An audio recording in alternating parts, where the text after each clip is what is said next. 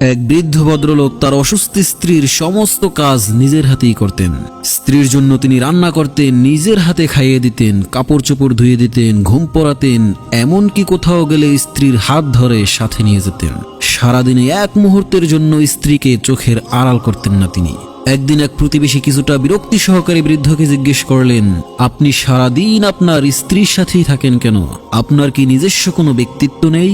বৃদ্ধ লোকটি একটি দীর্ঘশ্বাস ছেড়ে বললেন, আমার স্ত্রী একজন আলঝেইমার রোগী, সে একা একা কিছুই করতে পারে না। প্রতিবেশী লোকটি কৌতূহলী হয়ে জানতে চাইলেন, আপনি যদি ওনাকে ছেড়ে চলে যান তাহলে কি উনি খুব বেশি কষ্ট পাবেন?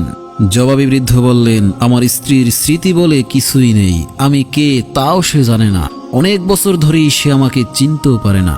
প্রতিবেশী লোকটি ভ্রু কুঁচকে বললেন, তারপরেও প্রতিদিন আপনি তাকে সঙ্গ দিয়ে যাচ্ছেন যে কিনা আপনাকে চিনি না। এই কথা শুনে বৃদ্ধ লোকটি মৃদু হেসে বললেন, সে হয়তো জানে না আমি কে, কিন্তু আমি তো জানি সে কে, সে হলো আমার ভালোবাসা।